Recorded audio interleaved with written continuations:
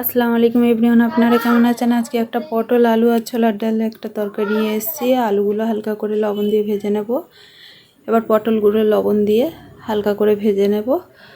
ভালো লাগলে like comment share subscribe করতে ভুলবেন না। পটলগুলো ভাজা হয়ে গেছে। এবার একটা কুকার বসিয়ে দিলাম। কুকারে তেল দিলাম অল্প, দুটো তেজপাতা, একটা বড় পেঁয়াজ কুচি দিয়ে লাল লাল করে। এবারে আদা রসুন বাটা দিয়ে দিলাম 2 টেবিল চামচ, টমেটো দিয়ে দিলাম একটা লঙ্কা দিয়ে দিলাম, দিয়ে ভালো করে নাড়াচাড়া করে জিরা ধনিয়া আর গুঁড়ো লঙ্কা দিয়ে দিলাম। ভালো করে কষে নেব। নিয়ে 1 ঘন্টা ভিজিয়ে রাখা ছোলার ডাল দিয়ে দিলাম। দিয়ে কষে নিয়ে তারপরে ভেজে রাখা পটল আলু দিয়ে দিলাম, হলুদ গুঁড়ো দিয়ে দিলাম। ভালো করে কষে এলাচ পাউডার দিয়ে দিলাম, গরম মশলা পাউডার দিয়ে দেব। দিয়ে ভালো করে কষে পানি দিয়ে দেবো পরিমাণ মতো। দিয়ে 4টে সিটি দিয়ে নেব। 4টে সিটি দেওয়া হয়ে গেছে। ডালটা গলে গিয়েছে কিনা দেখে নেব। লবণ আর চিনি দিয়ে দেবো। দিয়ে একটু পানি দিয়ে একটা সিটি দিয়ে নেব।